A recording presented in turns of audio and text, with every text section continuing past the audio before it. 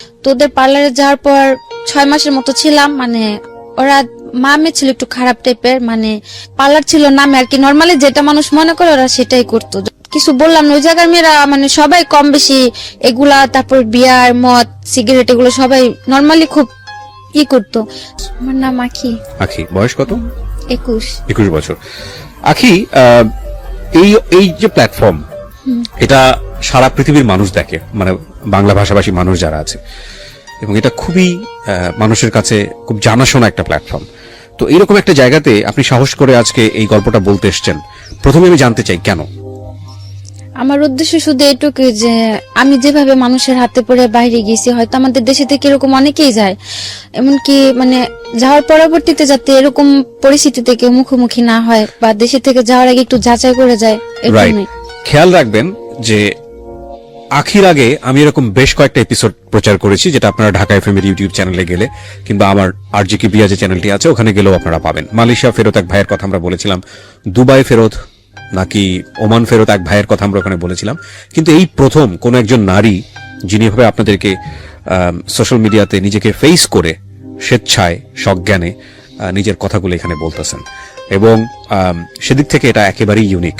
Cause আসলে আমাদের যে সামাজিকতা, সেই সামাজিকতার প্রেক্ষাপটে এইভাবে আসলে নিজেকে ফেস করে, নিজেকে হাইড না করে নিজেকে প্রেজেন্ট করা, এটা অত্যন্ত সাহসের ব্যাপার, এবং সেই জায়গাটা থেকে উনি আসলে লক্ষ লক্ষ মানুষকে সচেতন করতে এসেছেন। সুতরাং এই পার্সপেক্টিভ থেকে আমরা যেন গল্পটাকে দেখি। তো আগে আমরা শুরু করি একেবারে ছোটবেলা থেকে, যেখান থেকে বলার আছে।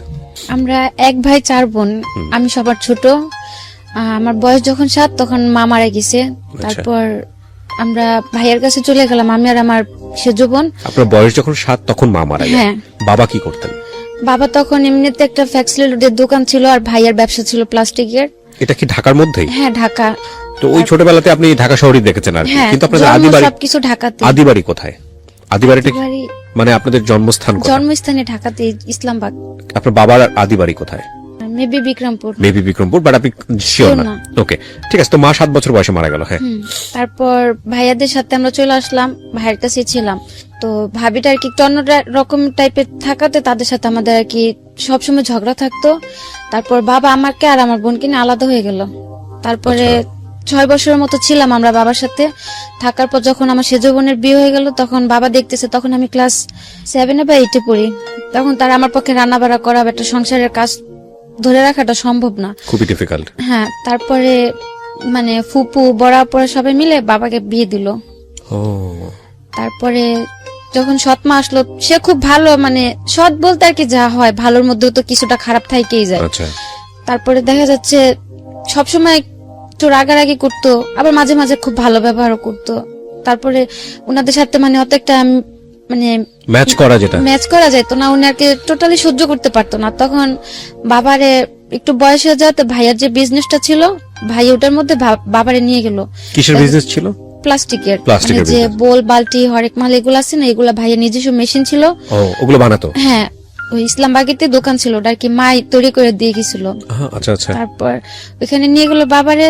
দেখা যাচ্ছে সবাই মালগুলা দিত, বাবা ওই দিকে টাকা গুলো আর কি সে নিজে উঠায় আনতো। তো ওইখান থেকে মানে আমার ওটা পছন্দ হইতো না যে বাবা আমার খুব আদর করতো, আর আমি তো সবার ছোট ছিলাম। তো এগুলা নিয়ে খুব ঝগড়াঝাটি হতো। এক পর্যায়ে পার্লারের কাজটা শেখাটা আমার খুব শখ ছিল ছোট থেকেই। আচ্ছা, তো বয়স কত তখন যখনকার গল্পটা আপনি এই মুহূর্তে বলছেন? কোন ক্লাসে পড়েন? ক্লাস 8 পড়েন। ওকে, আমি আবারও বলছি সবাইকে যে আজকের এই গল্পটা এটা খুব গুরুত্বপূর্ণ, একটা সোশ্যাল মেসেজ আছে এখানে, সচেতনতার জায়গাতে উনি যে কথাটা বলেছেন যে ওনার মতো করে যেন কেউ কখনো বিদেশে পারি না জমায়। বুঝতেই পারছেন গল্পটার ধরনটা আজকে একটু খুব সেন্সিটিভ। সেই জায়গাটা থেকে আমি বলবো যে টানবেন না, আপনারা না টেনে পুরো গল্পটা শুনবেন কমপ্লিট মেসেজ পাওয়ার জন্য। ওকে। তারপর মানে যখন ভাইদের বাসায় ছিলাম, আলাদা হওয়ার আগে থেকে মানে পার্লারের কাজটার প্রতি আমার খুব ইন্টারেস্ট ছিল শেখার জন্য। তো বড় পরে সবাই সবসময় না করতো যে মানে পার্লারের মেয়েদের মেবি সবাই খারাপ কমেন্টস করে, আর আমাদের ফ্যামিলিতে সবাই খুব পর্দা করে, একটু ভালোভাবে চলাফেরা করতে, এর জন্য কেউ আর কি সাপোর্ট করেনি পার্লারের কাজটা শেখার জন্য। তো তারপর আর শিখা হলো না। যখন আব্বা বিয়ে করলো, তাদের সাথে ছিলাম, নিজের মতো করে চলতাম, কখনো বাবাও কিছুতে বাধা দেয়নি, আর আম্মা তো সতই ছিল, সে কখনো কোনো কথা বলতো না। ক্লাসমেট ছিল একটা, ক্লাসমেটের মা একটা পার্লার নিল, নেওয়ার পর ও বললো যে আমাদের এখানে আসলে হয়তো কিছুটা কাজ শিখতে পারবা। আর আমার মানে পার্লার কাজের খুব ইন্টারেস্ট ছিল, তো ট্যালেন্টটা খুব ভালো ছিল। মানে কাজ যে শিখছে আমার কারোর হাতে ধরা কাজ শিখিয়ে দিতে হয়নি, মানে আমি চোখ দিয়ে একবার দেখছি যেটা সেটাই করতে পারছি। তো ওদের পার্লারে যাওয়ার পর 6 মাসের মতো ছিলাম। মানে ওরা মামে ছিল একটু খারাপ টাইপের, মানে পার্লার ছিল নামে আর কি, নর্মালি যেটা মানুষ মনে করে ওরা সেটাই করতো। যখন বুঝতে পারলাম ওই পার্লার থেকে চলে আসলাম।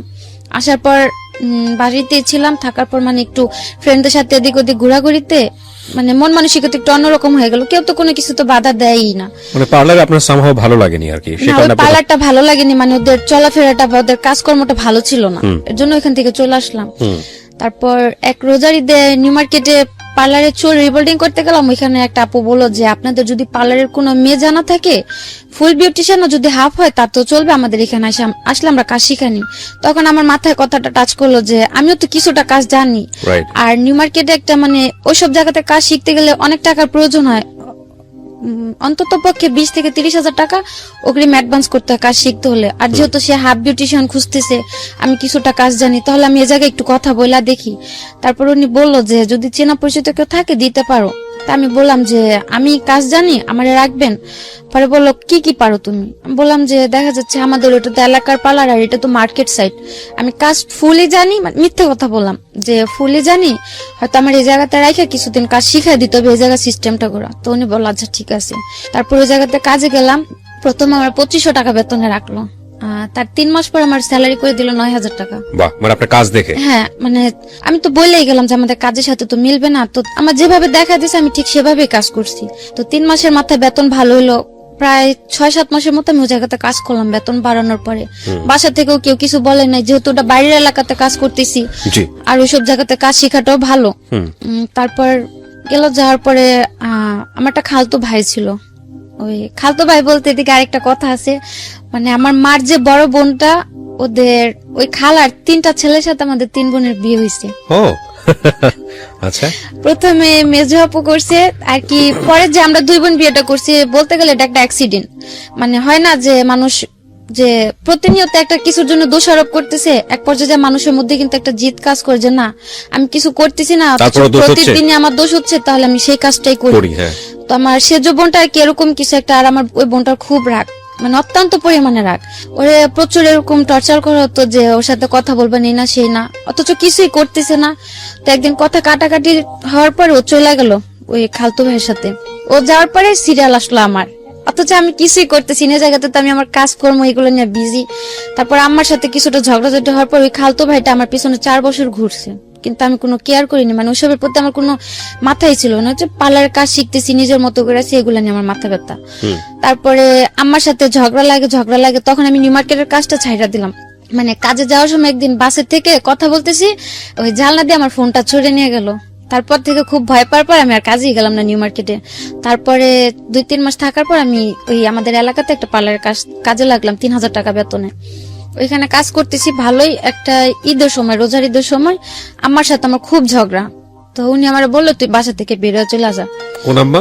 আমার সৎ মা যেটা। আচ্ছা, আমি তো বাবার সাথেই থাকতাম, যেহেতু সবার বিয়ে হয়ে গেছে, শত কাপন হোক থাকার জায়গা ওইটাই ছিল। তো উনি আমার একটা থাপ্পড় দিল। তো উনি থাপ্পড় দেওয়াতে বাবা খুব রাগে গেল, আর আমার খুব কষ্ট লাগলো যে আমার মা মারা গেছে, আমি ছোটতে বড় হয়েছে, হয়তো কোনো ভাই বোন বা বাবার হাতে আমি কখনো মার বা গালি কোনোটা খাইনি, বা কেউ আমার কোনো সময় জোর করলে একটা কথা বলেনি। তো উনি একটা থাপ্পড় দেওয়া, তো আমি কিছু বললাম না। তারপর আমি আমার খালতো ভাইটারে মানে বললাম যে দেখ আম্মা আমার লোক এরকম করে। ও আমার বললো কি যে তুই চলে আমি তোরে নিয়ে যাম। মানে ওই সময়টা বিয়ে কি সংসার কি এগুলো তখন মাথায়ও নাই। ও বললো যে তুই চলে আমি তোরে নিয়ে যাম। আমি বললাম কই নিয়ে যাবি? কইলা আয়া পর।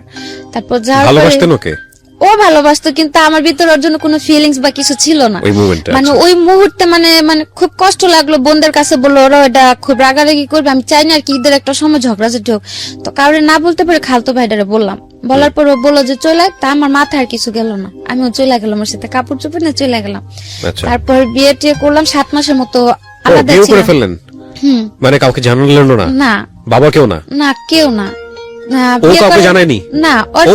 আচ্ছা, ওর ফ্যামিলি থেকে তেমনিতে সাপোর্ট ছিল না, যেহেতু আমার আগে 2টা বোন ওর 2টা ভাইয়ের কাছে আছে, আমি সিরিয়ালে 3, একটা ফ্যামিলিতে 3টা বোন বা ভাই, এটা কেউ নরমালি মাইনা নিব না। তারপরে গেলাম আমি ওর সাথে, যেদিন পালায় গেলাম। কত বছর বয়সে বিয়ে করলেন? বয়সটা কত ছিল? কত সালে বিয়ে করেছেন? 14 বছরে হবে। 14 বছর বয়সে। ওর বয়স কত? ওর বয়স ছিল 18 কি 19। বুঝতেই পাচ্ছেন যে খুবই মানে একেবারে টিনেজ বয়সের দুজনের সিদ্ধান্ত। হ্যাঁ, তা আমি 3 মাসের মতো ছিলাম আলাদা, কারোর সাথে যোগাযোগ নেই। হঠাৎ করে জানতে পারলাম যে এরকম এরকম আমার কারণে ওই ভরাপুরে দুলাভাই রেখে চলে গেল। তো ও আর কিছু বলেনি, ও বলছে যে থাক, হয়তো এটা আমার নসিবে ছিল না, থাকেনি, উনি আমার কোনো সমস্যা নেই, তোরা বিয়ে শাদী করছিস, তোরা তোর মতো ভালো থাক, এগুলো নিয়ে কোনো টেনশন করে কিছু নেই। ওইভাবে ছিলাম 7 মাস থাকার পরে ও এমব্রয়ডারি কাজ করতো। দুজনের বয়সটা যেহেতু কম ছিল আর সংসার জিনিসটা বুঝতাম না, চলাফেরার একটু প্রবলেম ছিল। ও বললো কি যে মানে তো এমব্রয়ডারি কাজটা একটু মানে খারাপ যায় কুরবানি ঈদের পরে, বছরের লাস্টের দিয়ে। ও তখন ও বললো কি যে তুমি তোমার বোনের কাছে চলে যাও, আমি 3-4 মাস একটু বাইরে সাইডে যা কাজ করি, যদি আমার টাকা টুকা মিলে আমি তোমার আবার নিয়ে এসে পড়ো। তো তখন আমি আবার বললাম যেহেতু আমি পার্লারের কাজ জানি, আমি খুব নর্মালি 4-5 হাজার টাকা বেতনে একটা কাজ করতে পারো, আর তুমি যদি 3-4 হাজার টাকা কাজ করে দুজনে চলা হয়ে যাবো, তা আলাদা হওয়ার কিছু নাই। মানে খুব রাগারাগি চিল্লাচিল্লি হইলো। তারপর এক পর্যায়ে আমার জোর করে আপুর বাসায় পাঠাইলো। পাঠানোর পরে দেখা যাচ্ছে যোগাযোগ একই এলাকাতে আছে কিন্তু আলাদা। ওরে যদি আমি বলে যে এভাবে কি থাকা যায়, মানুষ তো খারাপ বলে। আর এ আপু একা থাকে, ও কাজ কাম করতেছে একা থাকে, যেহেতু তোমার ভাইও চলে গেছে, ওর ঘরে বসে খাওয়াটা দ্বারা আমার সম্ভব না। আর ও টাকা টুকু দিত না, বরং আমি কাজ করতাম, আমার টাকা ওরও লাগতো। তারপরে ও বললো যে দেখো এখন তো আর সংসার করার বয়স না, এটা হচ্ছে একটা স্বাধীনতার বয়স। কে বলছে এটা? আমার হাজবেন্ড। ওকে। এখন এটা হচ্ছে একটা অল্প বয়স, মানে এখন বলতে গেলে আমি স্বাধীন, আর তোমার নিয়ে থাকতে গেলে আমি বন্দী হয়ে থাকতেছি, আমি যা করতেছি তোমার বলতে হইতাছে, আমার মাথায় একটা টেনশন থাকতেছে সবসময়, সংসার এগুলো আমি নিতে পারতাছি না, তুমি থাকো তোমার মতো করে। তারপরে এগুলা হওয়ার পরে ছিলাম আপুর কাছে, থাকার পরে ইন্ডিয়াতে গেলাম। ইন্ডিয়াতে আমার মানে ইন্ডিয়া যাওয়ার সিদ্ধান্ত নিলেন কেন? ইন্ডিয়া যাওয়ার প্ল্যানটা আসলো যে ও নিতে চাইতেছে না, আর এদিকে থাকলো সবার কথা শুনতে হইতেছে, কেউ ভালো বলতেছে, কেউ খারাপ বলতেছে, আবার কেউ এরকম মন্তব্য করতেছে যে 3 বোন বিয়ে বসলাম, 1 বোনের সংসারটা ঠিক আছে, 2 বোনই থাকতে পারলাম না, কি বিয়ে করলাম। তো এক পর্যায়ে মানে বাধ্য হলাম যে আমি এদের মাঝে থাকবো না। তারপরে ওই ভাইয়ের কাছে আমি যোগাযোগ করলাম যে ভাই আমারে যদি পারেন কোথাও পাঠিয়ে দেন একটা বাসা বাড়ির কাজে, আমি যাই। এই ভাইটাকে আপনি চিনতেন কিভাবে? ওই ভাইটারে চিনতাম, ওই যখন আমি নিউ মার্কেটে পার্লার কাজ শিখলাম না, ওই বাসার ওইখান থেকে যাওয়া আসা করতাম, ওইখানে ওনার ক্লাব ছিল। আচ্ছা, কিসের ক্লাব? Dance club.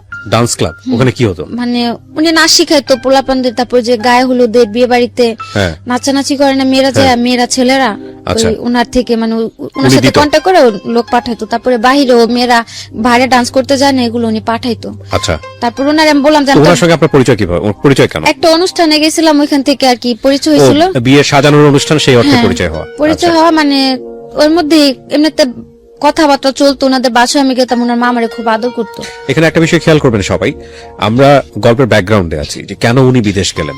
উনি যে ঘটনার মধ্য দিয়ে আগাচ্ছেন, এরকম ঘটনা অনেকেরই আছে। হ্যাঁ, সো এই ঘটনাগুলোকে নিয়ে ওনাকে ক্রিটিসাইজ করার দরকার নাই বা ওনার দিকে আঙুল তোলার দরকার নাই। আমাদের মূল জায়গাটা হচ্ছে, গল্পটা বোঝানোর জন্য আমরা ব্যাকগ্রাউন্ডে আছি, মূল জায়গাটা হচ্ছে যে কোনো পরিস্থিতিতে পড়েই আপনি বিদেশ যান না কেন, সেই বিদেশ যাওয়াটা সিস্টেমেটিক আছে তো, বা বিদেশ যাওয়ার পরে আপনি যে অভিজ্ঞতার মুখোমুখি হচ্ছেন, এটা কি আপনার কারণেই হচ্ছে, এই জায়গাগুলো ফোকাস করবেন। ঠিক আছে? সো দয়া করে সবাই ওনার দিকে অঙ্গুলি নির্দেশ করবেন না। হ্যাঁ, ওকে, হ্যাঁ বলেন।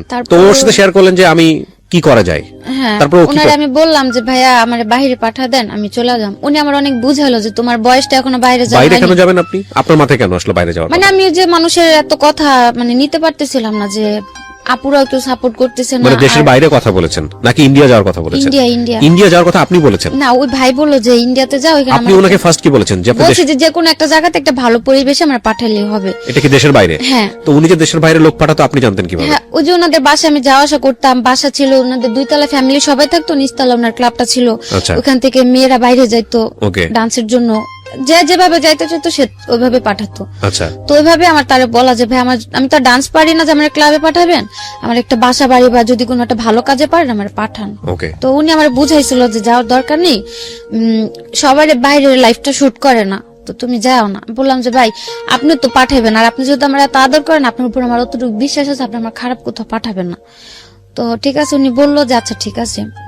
যেদিন বললাম তার বিকেল আমার বলতেছে কি তুমি চলে আসো, শুধু একটা 3 পিস নিয়ে একটা কাপড় নিবা, বেশি কিছু না নিয়ে আসো। আমি বললাম আমি কই যাম? বললো যে তোমার বাইরে পাঠাও। তা আমি পুরা মানে অনেকটা আজও বললাম যে একদিনের মধ্যে কি কেউ বাইরে যাইতে পারে? উনি বললো যে পাসপোর্ট করা ছিল, আমার আগে থেকে পাসপোর্ট করা ছিল। বললো, তো বলার পর আমি আর বেশি কিছু বললাম না। বাসা যে আপুটার কাছে ছিলাম, যেমন আমার 3টার দিকে বের হইতে বলছে, আমি 2:30টার দিকে ফোন দিয়ে বলছি যে এরকম এরকম আমি বাইরে চলে যাম। তখন আমি জানি না আমি কোন দেশে যাচ্ছি বা কি কাজে যাচ্ছি, কি আসে বিষয় জানি না। তো যাওয়ার পরে উনি বললো যে আমার ডাইরেক্ট পাঠাইতেছে, কিন্তু তারা আমার ব্ল্যাকে ইন্ডিয়াতে পাঠাইলো। আপনাকে বললো যে আপনি ইন্ডিয়া যাচ্ছেন? হ্যাঁ, আমি রাস্তাতে জানতে পারলাম, যাওয়ার পথে জানতে পারলাম না আমার ইন্ডিয়াতে পাঠাইতেছে। মানে আপনার জীবনটা এত সহজ মনে হয়েছে আপনার কাছে? আপনার বয়স কত তখন? 15-16 হবে। 15-16 বছরের বয়সের বাচ্চার কাছ থেকে, তো বাচ্চাই, শিশুই বলা চলে, টিনেজ বয়সের একটা মেয়ের কাছ থেকে এত কিছু এক্সপেক্ট করানো আমাদের উচিত হবে না। খেয়াল রাখবেন, দিস ইজ দ্য রিয়েলিটি। এবং জীবনে কখনোই মানে আমার জীবনে যা ঘটে গেছে পুরো দুনিয়াটাই এরকম, এভাবে জাজ করার কোনো দরকার নেই। ও যা করেছে 15 বছর বয়সে, বা ওর জীবনে যেটা হয়েছে সেটা যে আরেকটা 15 বছর মেয়ের জীবনে হবে না, সেটাও মনে করার কোনো দরকার নেই। এখানে খেয়াল রাখবেন, এটা ওর জীবনের জন্য সত্য। যে কোনো ঘটনাই হোক না কেন, যেটাই হোক না কেন, ও দেশের বাইরে যাওয়ার জন্য ট্রাই করেছে, যার মাধ্যমেই হোক না কেন। সেটা সে ভুল করেছে না শুদ্ধ করেছে, সেই জাজমেন্টে যাওয়ার দরকার নাই, কারণ এরকম ব্যাকগ্রাউন্ড অনেকেই আছে বাংলাদেশে। ঠিক আছে, ওর ফ্যামিলির সাপোর্টটাও ছিল না, এগুলো আমাদেরকে চিন্তা করতে হবে। ওকে, তো আপনাকে যাওয়ার পথে বললো যে আপনি ইন্ডিয়া যাচ্ছেন।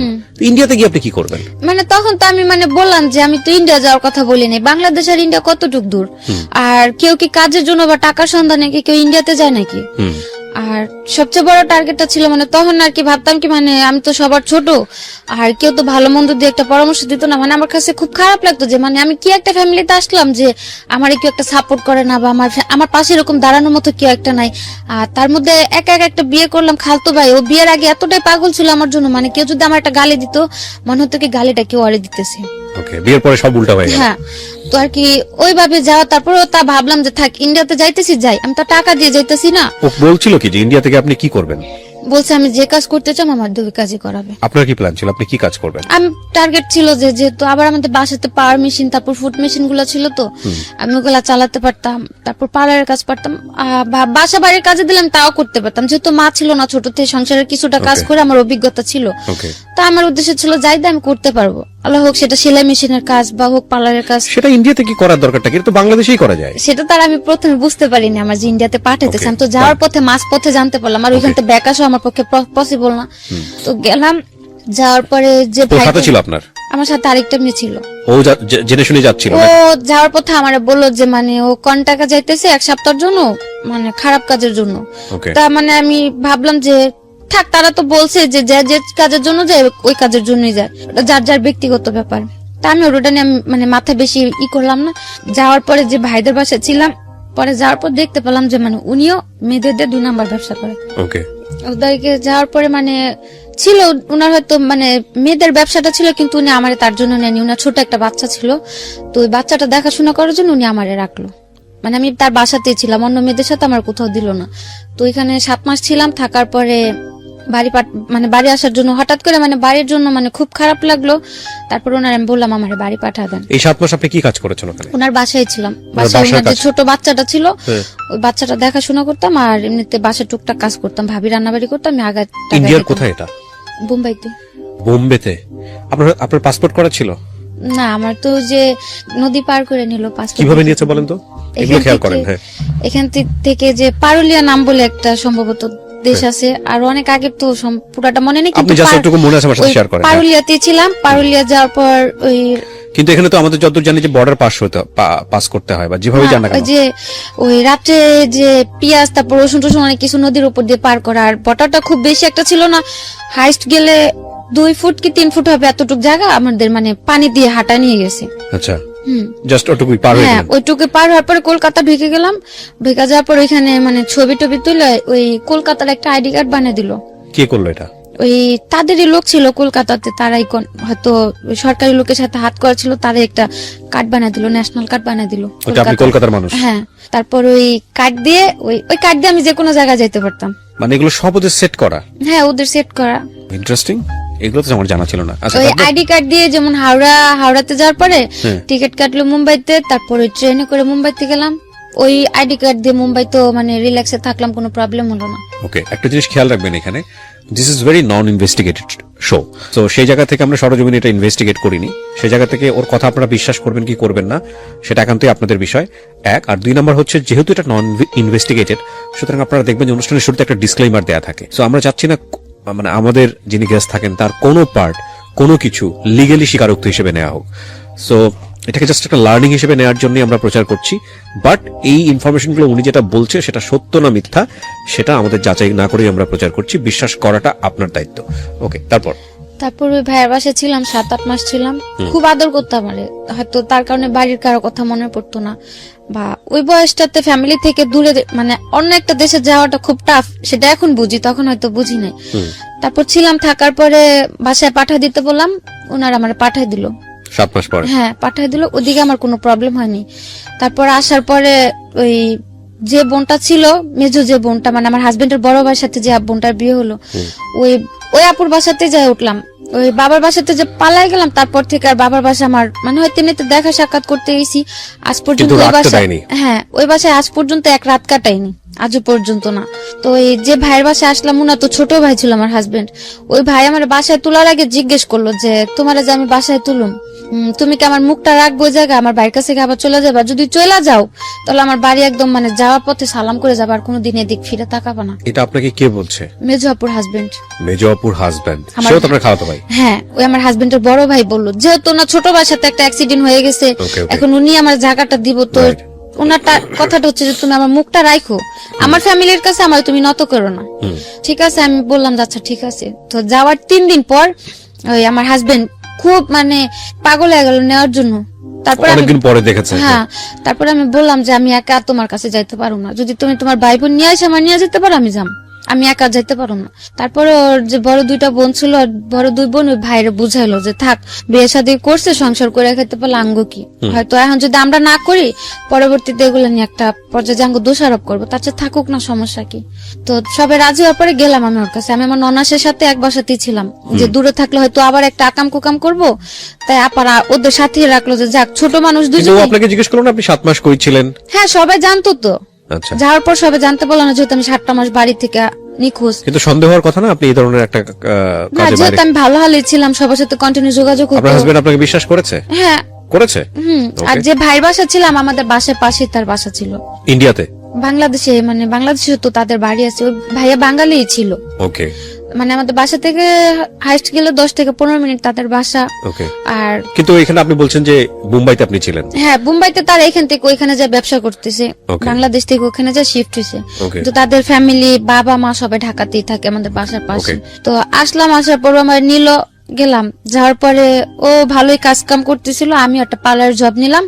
তার মধ্যে দিয়ে যে বাইরে ছিলাম, বা যে তার স্বাধীনতা দরকার ছিল, ওর মধ্যে সে ওই যে ইয়াবা টিয়াবা এগুলোর মধ্যে জড়াই গেল আমার হাজবেন্ড। তো আমি যখন গেলাম তখন তার জানতাম না, যাওয়ার পরে মানে 2-1 দিন পরে পরে মানে ওইসব নেশাগুলাতে ধরে। তারপর খুব মানে ই করতো, আমি বুঝাইতাম যে তোমার তো এটা একটা বয়স না নেশা পানি করার, যেহেতু আমিও খুব ছোট ছিলাম, বোঝানোর মতো আমার তেমন একটা জ্ঞান ছিল না। তারপর খুব বুঝাইতাম, একটা পর্যায়ে দেখা গেত রুমের ভিতরে এগুলা করতো।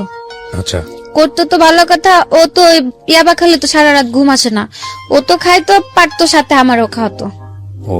যেহেতু ও সারা রাত জায়গা থাকবো, আমি ঘুমায় থাকুম, কি করব, জাগ না থাকলে তো দুজনে বসা বসা কথা বলতে পারবো।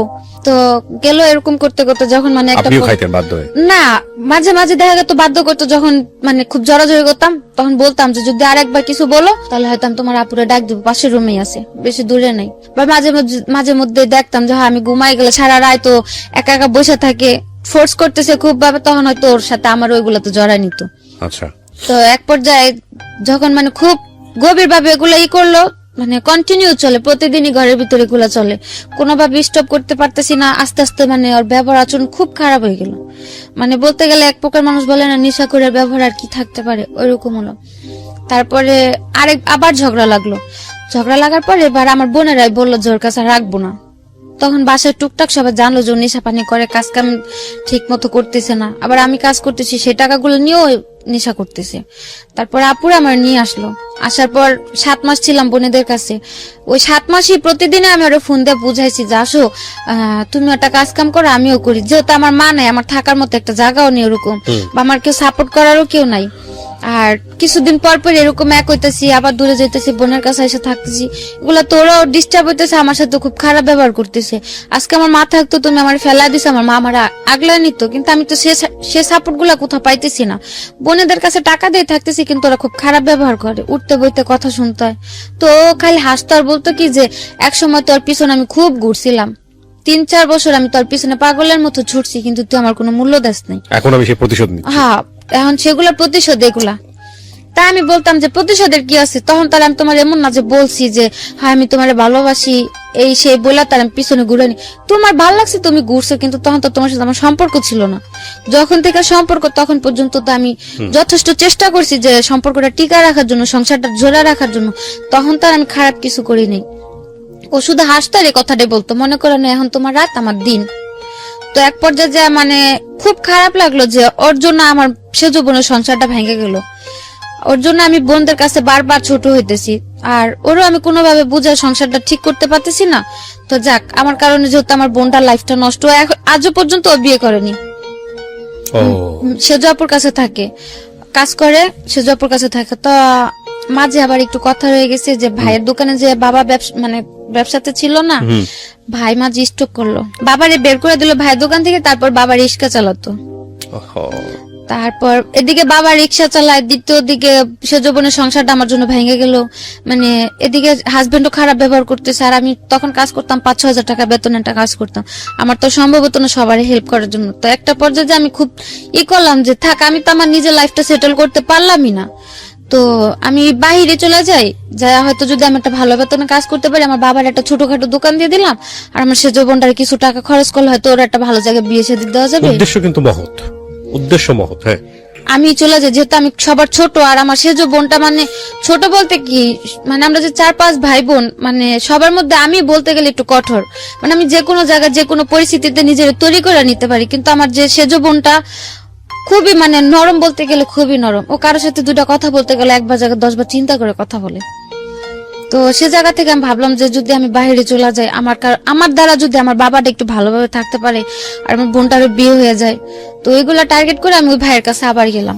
যার পর বললাম যে ভাইয়া, আমি ইন্ডিয়া সব ছোট কোনো জায়গায় যাবো না, আমার অন্য কোনো একটা ভালো জায়গায় পাঠান, যাতে আমি আমার ফ্যামিলিটার জন্য অন্তত কিছু করতে পারি। আমি আমার নিয়ে চিন্তা করি না, কারণ আমি একা সবার ছোট মানুষ, আমি একা একটা মানুষ। আমি হয়তো মানুষের বাসায় কাজ করে খেলেও খাইতে পারুম, হয়তো আমি আমার বাবাটার আর বোনটার লাইফটা যদি সেটেল করে দিতে পারি, তাহলে তো আমার কাছে নিজে খুব ধন্য মনে হইব। তো তারপর উনি বললো যে আচ্ছা ঠিক আছে, পাসপোর্ট দিয়ে যায়, আমি দেখি। তো দিয়ে আসলাম পাসপোর্ট দিয়ে আসার 1 মাস পরে ওই শবে-বরাতের দিন আমার ফোন করলো যে আমার পাসপোর্টে ভিসা লাগছে মালয়েশিয়ার। তো আমি জিজ্ঞেস করলাম কি কাজ মালয়েশিয়ার? পরে বললো যে তুমি মালয়েশিয়া যে পার্লারের কাজ করতে পারবা। তা আমি বললাম আচ্ছা ঠিক আছে। তারপরে বাসা সবারে ওই শবে-বরাতের নামাজের পরে, মানে আমার ফোনেও ছবি পাঠাইছিল যে মালয়েশিয়ার ভিসা আসছে, ওই ছবিটা সবাই দেখালাম যে এরকম মালয়েশিয়া চলে যাম। তারপর সবাই খুশি। এই মালয়েশিয়া যাও কি এই ভাইয়ের মাধ্যমেই? এই যে ভাই পার্লারে কাজ করতো? না, ওই যে ক্লাবে ছিল যে ভাই, যে ভাইটা আপনাকে ওই আপনি ক্লাবে পরিচয় হলেন, যে আপনাকে ইন্ডিয়া পাঠিয়েছিল একটু আগে, সেই ভাই। ওকে।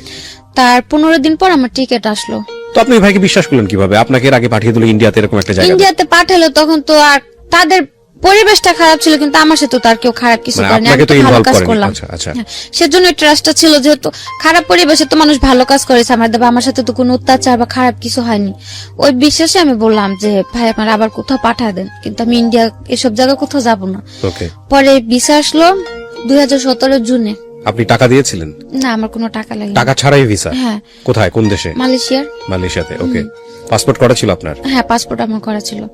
তারপর ওই 18 তারিখে বললো যে জুনের 1 তারিখে প্রথম ফ্লাইটটা ছিল, জুনের 1 তারিখে। পরে আমার ফোন দিয়ে বললো যে এরকম জুনের 1 তারিখে তোমার ফ্লাইট, হ্যাঁ তোমার শপিং টপিং কিছু করা লাগলে তুমি করে নাও। তা আমি বললাম যে আমি শপিং করবো, আমার কাছে টাকা টুকা নেই, যদি কিছু নিতে হয় ওনাদের বলেন আমার টাকা দিয়ে নিতে, আমি যাওয়ার পর কাজ করলে আমার বেতন কাইটা রেখে দিব। কিসের কাজ ছিল? বলছিল পার্লারের কাজ। ওকে। তারপরে আমারে 10,000 টাকা দিছিল।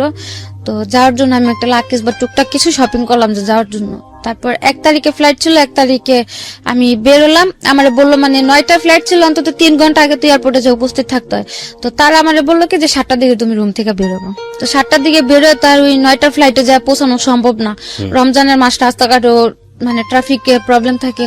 তারপর অর্ধেক পথ যাওয়ার পরে তারা বললো যে তুমি যা পৌঁছাতে পারবে না, টিকিট এটা ক্যান্সেল হয়ে গেছে, তুমি বাসায় চলে যাও, আবার অন্য কোনো মানে ফ্লাইটে যেতে হবে, অন্য কোনো ভাবে টিকিট করতে হবে। তারপর যাওয়ার পরে জুনের 18 তারিখ আমার কনফার্ম ফ্লাইট হলো। 2017? তারপর 2017-তে জুনের 18 তারিখে আমি মালয়েশিয়াতে গেলাম। যাওয়ার পর 2-3 দিন রেস্ট করতে দিল। যাওয়ার পর কোথায় উঠলেন? যাওয়ার পর যে ভাইরা নিল তাদের বাসায় নিয়ে গেল। বাঙালি? হ্যাঁ। আচ্ছা। তারপর ওনাদের বাসায় গেলাম, যাওয়ার পরে আমি গেছিলাম, আমার সাথে আরো 2টা ফ্যামিলি, মানে আমার তো টুরিস্ট নিছিল প্রথমে। তারপর গেলাম, যাওয়ার পর আমার মানে টুরিস্ট নিল, আমার যেমন আমার ওয়াইফ বানালো, আমার সাথে আরেকজনের হাজবেন্ড বানালো, এরকম ভাবে 3টা ফ্যামিলি গেলাম আমরা। আপনাকে ওয়াইফ বানিয়েছে, আরেকজনকে হাজবেন্ড বানিয়েছে। হাজবেন্ড মানে হাজবেন্ড ওয়াইফ হানিমুন ভিসাতে, মানে টুরিস্টে ঘুরতে যেতেছি, ওকে। ওইভাবে করে নিল। এই কার্ড বের করেছে, কাবিননামা টাবিননামা এগুলো বের করেছে? হ্যাঁ, ওনারা সবগুলো বের করে নিছে। ওরাই বের করে দিয়েছে? হ্যাঁ, আমার কিচ্ছু করতে নেই, শুধু আমি পাসপোর্ট জমা দিলাম আর মালয়েশিয়া চলে গেলাম।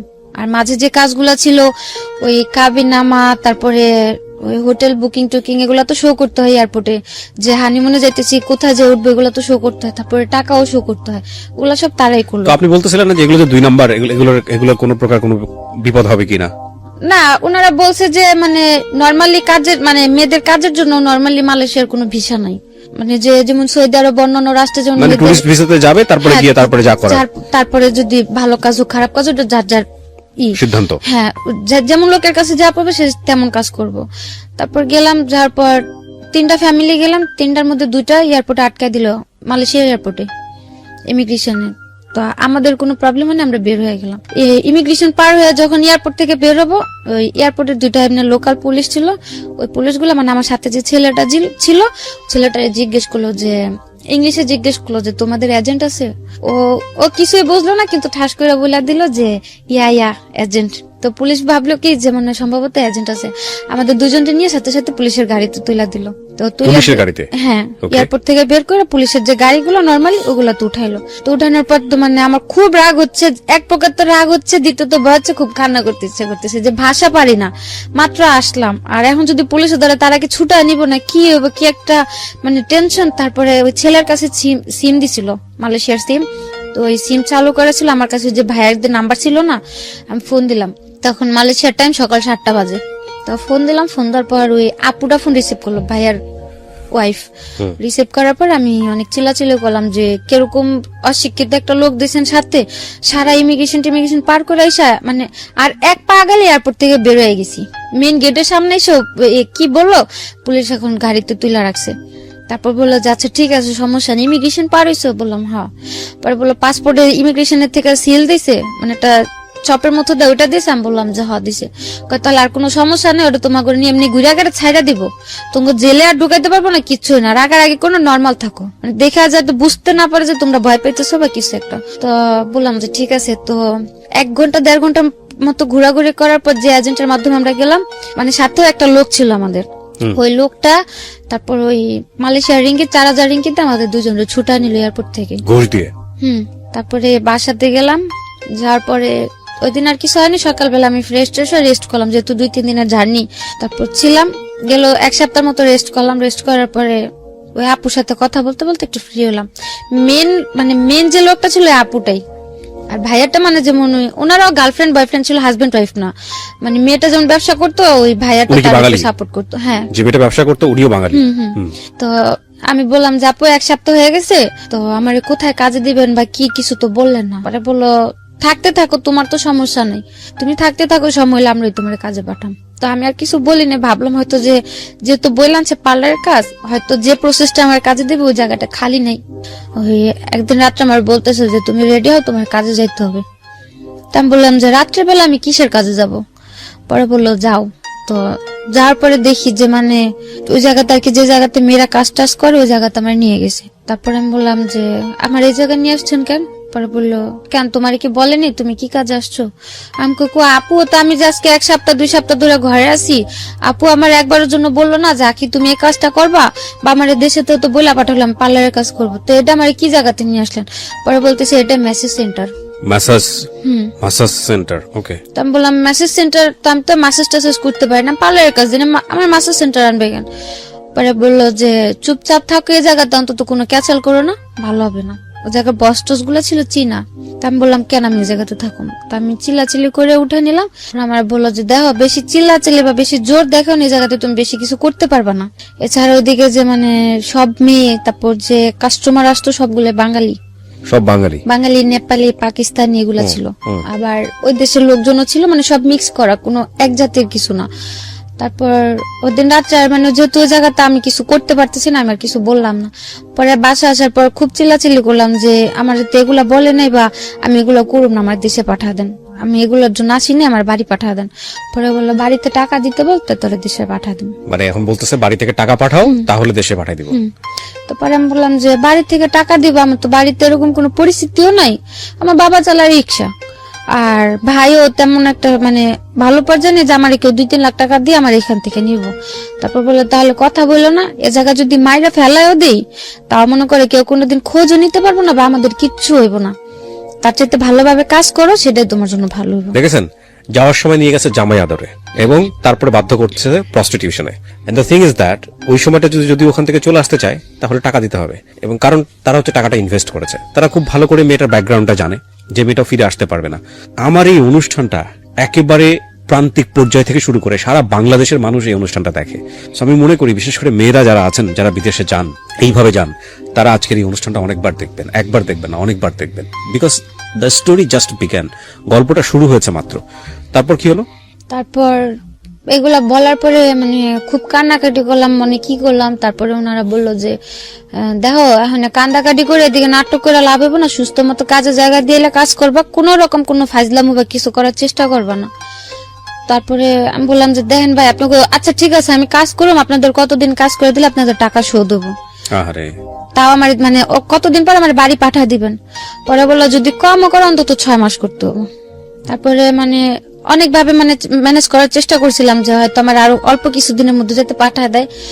তো আর তখন তো আমি ওই জায়গায় কাজের বা টাকার হিসাবটাও বুঝতাম না। তারপর বললো যে এত টাকা, মানে এখন আমার খালি হিসাব দেখাইতেছে যে এই জায়গায় এত টাকা খরচ হয়েছে, ওটা খরচ হয়েছে, এগুলা দিতে হইব না, এগুলো তো তোমার বাপে দেয় না টাকাগুলা, আমাদের খরচ হয়েছে টাকাগুলা তো দিয়া যাইতে হইব।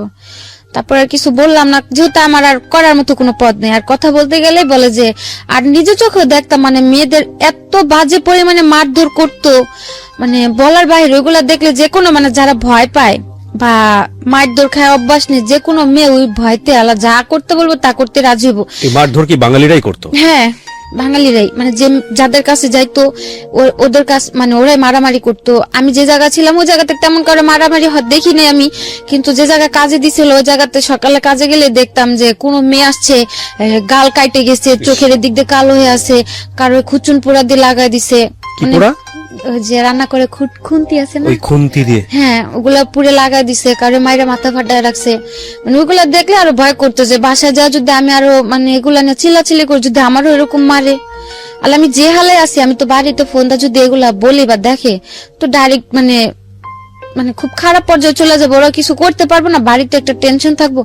আর শুধু শুধু টেনশন দিতে লাভ নেই, এমন হতো আমি বললো টাকা দাম নিতে পারবো, তাহলে হয়তো আমি জানাইতাম, যেহেতু আমার কোনো দিকই নাই। আর ওগুলো দেখে খুব ভয় করতো, এর জন্য মানে কাউরে কিছু বলতাম না, আমি চুপচাপ কাজ করতাম।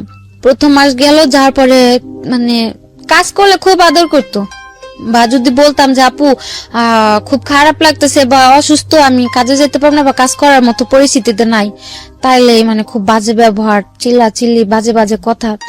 তো ওইসব ভয়তে কাজ হয়ে গেতাম না। আমার ব্যাগের মধ্যে সবসময় ব্যথার জ্বরের ওষুধগুলো সবসময় কিনা থাকতো, অন্তত পক্ষে প্রতিদিন কাজে যাওয়ার সময় একটা, মাঝে একটা, লাস্টে একটা, প্রতিদিন 3টা ব্যথার ওষুধ আর 3টা জ্বরের ওষুধ আমার ফিক্সড করা ছিল। তারপরে 1 মাস কাজ করলাম, কাজ করার পরে মানে তারা বাংলাদেশে যেরকম মানুষ ইয়াবা খায় না, ওই মালয়েশিয়াতে ইয়াবা না, কিন্তু ওই যে লবণের মতো কিছু একটা আছে মানে আইস, ওই ইয়াবার চেয়ে তো মারাত্মক। ওটা যদি একটানা কন্টিনিউ কেউ 6 থেকে 7 মাস মানে ওটা সেবন করে, মানে 100% এতে মানে ওই লোকটা মানে পুরো মেন্টাল হয়ে যাবে। এগুলো খাওয়াতো? হ্যাঁ, ওইগুলো ওনারা খাইতো, মানে ওইগুলা খাইলে মানে প্রচুর পরিমাণে কাজ করা যেত। আচ্ছা, মানে কোনো ব্যথা বা কোনো খারাপ লাগা বা কোনো ফিল আসতো না, কিন্তু কাজ করা যেত প্রচুর পরিমাণে। সো আপনাকে এগুলো খাওয়াতে বাধ্য হ্যাঁ, করতো? তারপরে ওনারা বললো যে এটা খায়া দেখো, তোমার কাজ করতে সমস্যা হবে না, এটা ভালো এই সেই। তারপরে কিছু বললাম না, ওই জায়গার মেয়েরা মানে সবাই কম বেশি এগুলা, তারপর বিয়ার, মদ, সিগারেট, এগুলো সবাই নর্মালি খুব করতো। তো এগুলাতে কিছু তো জড়িত ছিলাম না।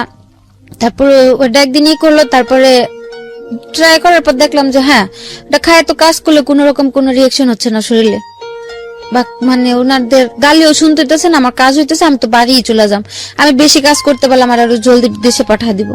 তো ওই হিসাব করে তাদের মতো করে যখন বলতো এটা নিয়ে কাজ করো, ওইভাবে কাজ করতাম, যখন না দিত ওইভাবে কাজ করতাম না। এক পর্যায়ে ওনাদের কথা মতো নিতে নিতে মানে ওটা আমার একটা নেশার মতো হয়ে গেল, এই আইসটা।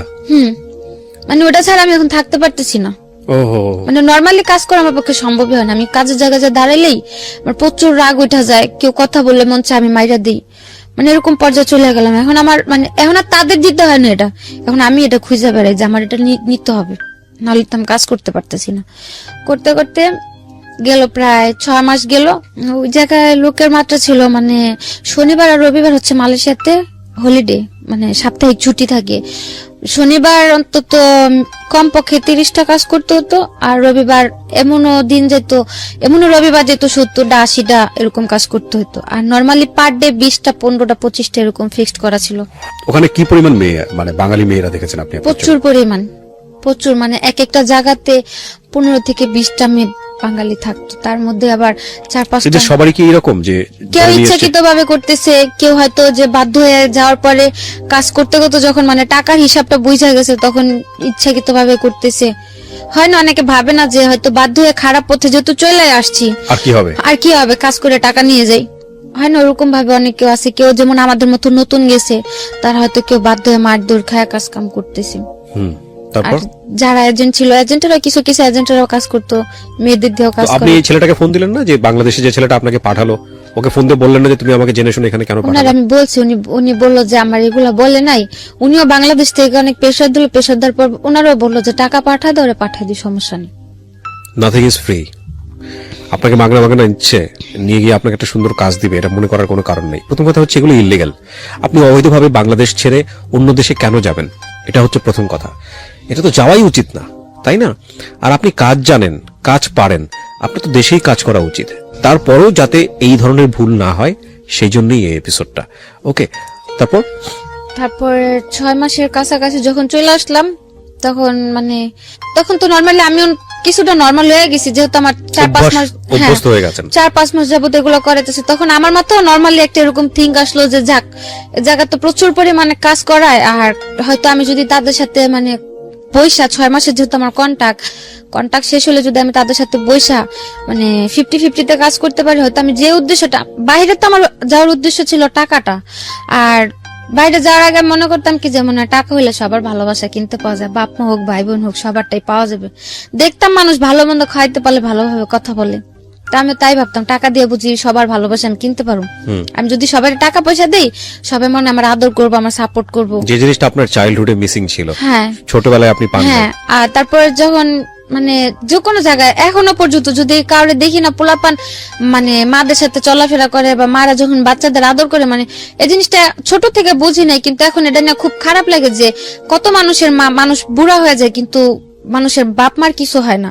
আর আজকে যদি আমার মাটা বাইচা থাকতো, হয়তো আমাদের কারো লাইফটা এরকম এরকম ছিন্ন ভিন্ন একটা পর্যায়ে এসে ধার হইতো না, বা আমারও এই সিচুয়েশন গুলোর মুখোমুখি কোনোদিন হইতে হতো না। তো এই জন্য আপনার মনে হয়েছে টাকা ইনকাম করি, টাকা ইনকাম করলাম, যদি সবাই টাকা পয়সা দিতে পারে, সবাই বুঝে আমার একটু আদর করবো, হোক না টাকার বিনিময়ে, তারপর সবার থেকে একটু ভালো ব্যবহার তো আমি পাবো। তো যখন 6 মাস গেল, তখন আমি ভাবলাম যে থাক, আমি তো এই জায়গাতে কি খারাপ হালে আছি ভালো হালে আছি তা তো আর কেউ দেখতেছে না, সবাই তো মনে করে আমি খুব ভালো হালে আছি।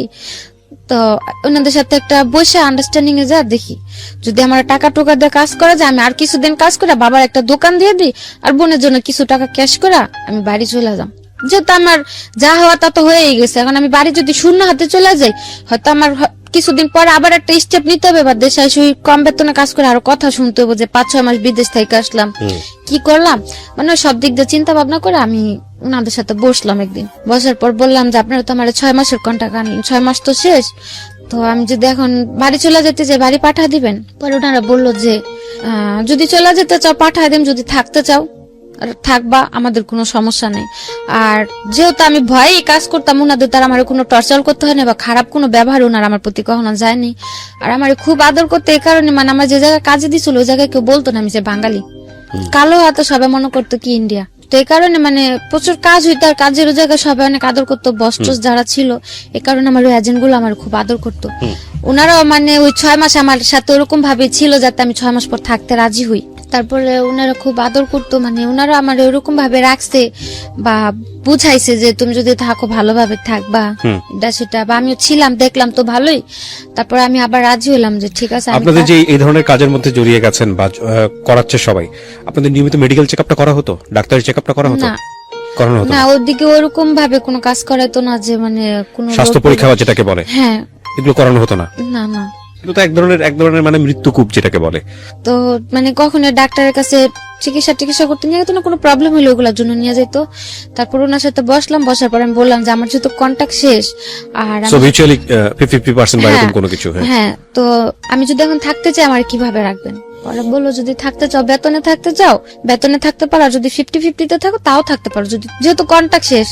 আমি ভাবলাম যে যদি আমি চাইলে পারতাম মানে ডাইরেক্টলি একা কাজ করতে, মানে আমি যা কাজ করতাম টাকাগুলো আমার থাকতো, যদি তা আমি বলতাম রাজি হতো।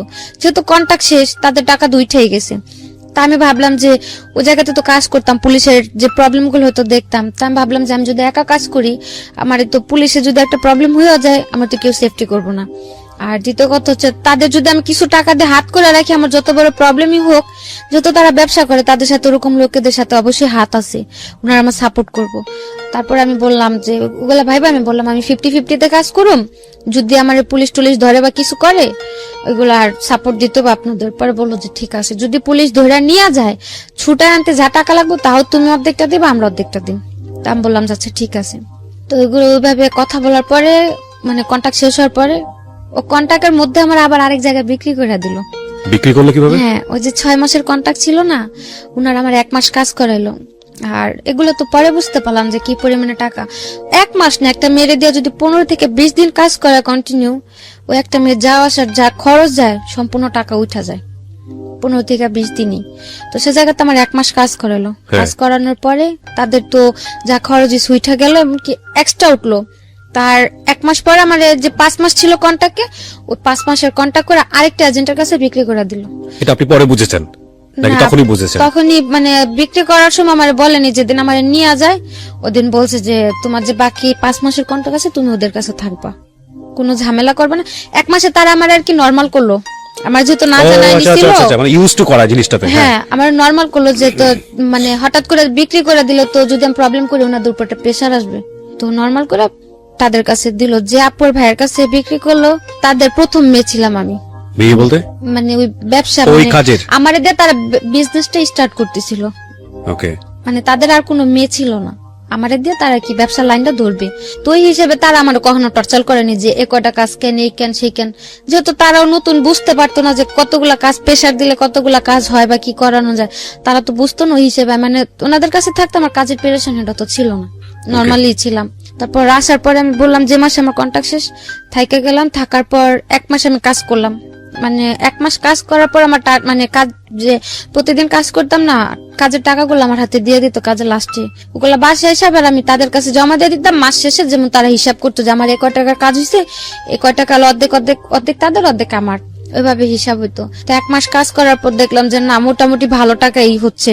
তারপরে রয়ে গেলাম কাজ করতে করতে। এর মধ্যে ওইখানে একটা ছেলের সাথে আমার একটা সম্পর্ক হয়।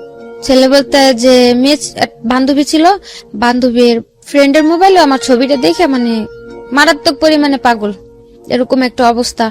তারপর যেভাবে কথা বলতে বলতে হইলো ওর সাথে একটা সম্পর্ক। তারপর ওরে ওরে করে ওই এজেন্টের সাথে আমার প্রতিনিয়ত ঝগড়া হতো। ওকে, মানে ও বাঙালি ছিল, ছেলেটাও বাঙালি ছিল, এজেন্টের সঙ্গে ঝগড়া হতো। মানে কি ও চাইতো যে আপনি এই পেশা থেকে বের হয়ে আসেন? হ্যাঁ, ও বলতো তুমি দেশে চলে যাও, বা আমার বুঝাইতো কাজ কাম করার দরকার নেই এটা সেটা।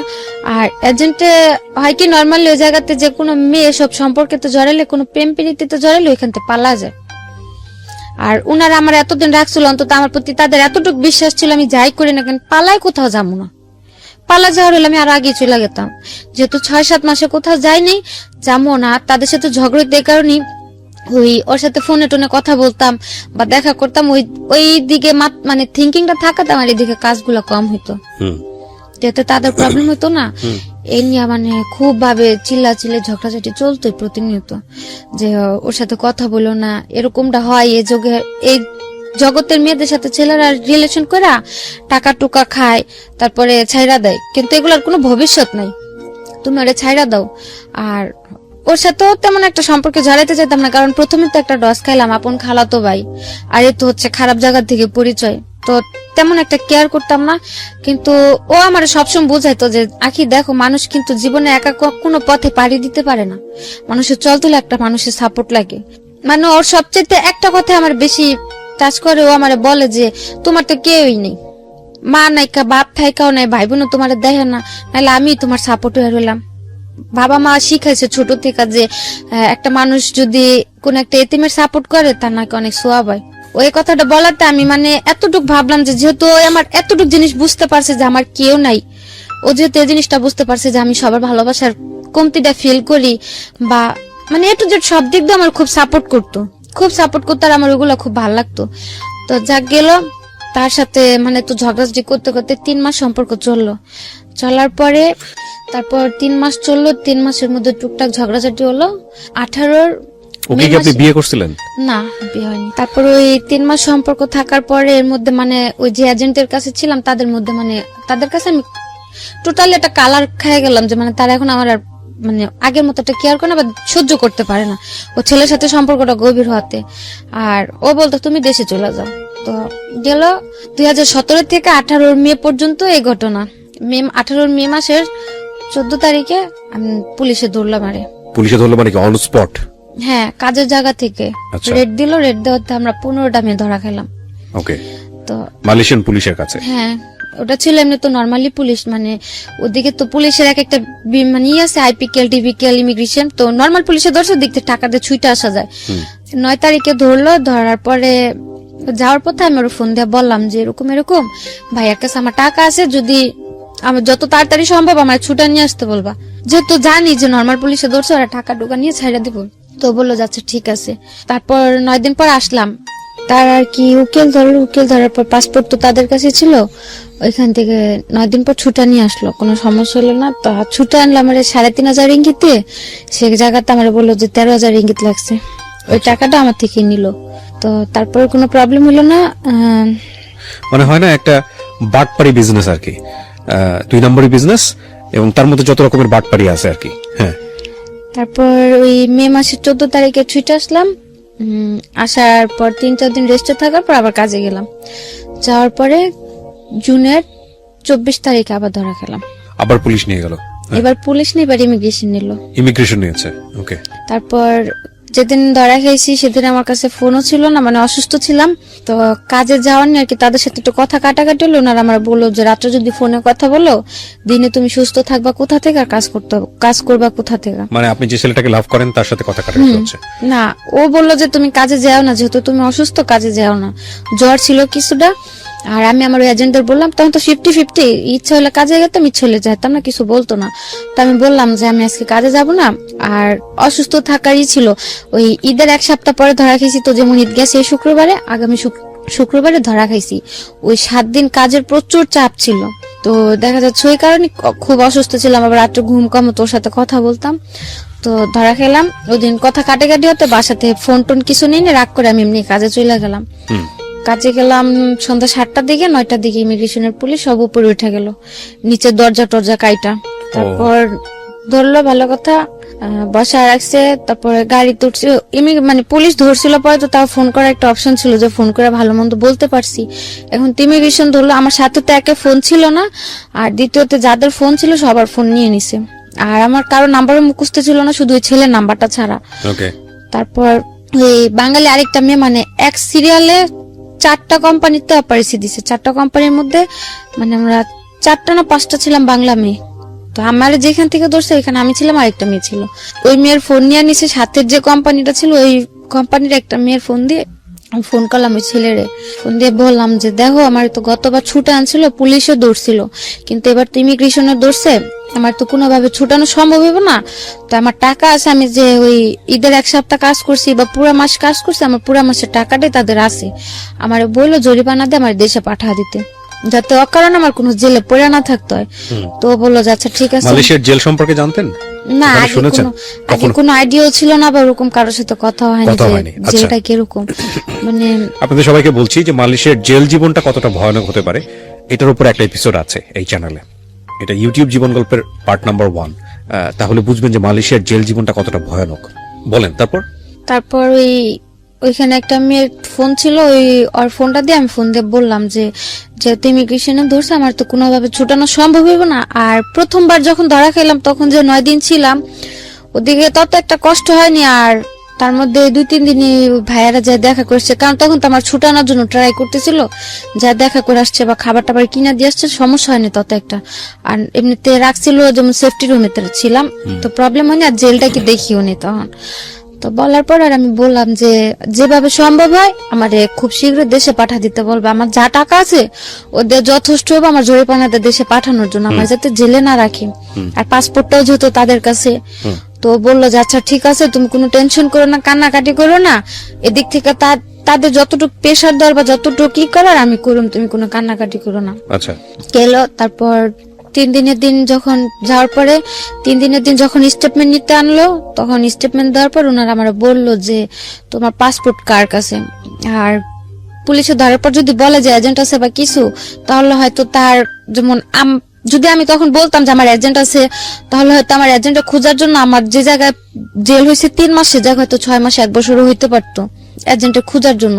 তো তারা যাওয়ার পরে শিখাই দিছিল যে যদি কোর্টে উঠায়, তাহলে যদি জিজ্ঞেস করে যে তোমার কি অপরাধ আছে নাকি, মানে মালয় ভাষাতে, তাহলে বলবা যে হ্যাঁ আমার অপরাধ আছে। যেহেতু আমি টুরিস্টে ঢুকলাম, ভিসাতে 1 মাসের ছিল, তো কেস হইতো 2টা, একটা হচ্ছে কসম মানে ভিসা ছাড়া, আর একটা মাসাজ, 2টা কেস হইতো। তো বলছে যে কোর্ট উঠালে যদি জিজ্ঞেস করে যে তোমার দোষটা কি তোমার কিনা, স্বীকার করবা যে হ্যাঁ দোষটা আমার, তাহলে ওই কোর্টের থেকে শাস্তি মাফ করে দিব। আর যদি অস্বীকার করো, যতদিন স্বীকারোক্তি না দেবো ততদিন তুই তোমার কোর্ট উঠাইতে থাকবো, জেল দিতেই থাকবো। 3 দিনের দিন যখন ডাকা এলো, তারপর স্টেটমেন্ট দেওয়ার জন্য আমার জিজ্ঞেস করলো আমার কি এজেন্ট আছে নাকি, আমি বললাম যে না। পরে বললো কিভাবে আসছি, বললাম মিথ্যা কথা, যেমনি এমনি একটা ফ্রেন্ডের মাধ্যমে আসছিলাম, তো আমার কোনো এজেন্ট নেই। তারপর জিজ্ঞেস করলো পাসপোর্ট কোথায়, আমি বললাম যে পাসপোর্ট আমার রুমে আছে।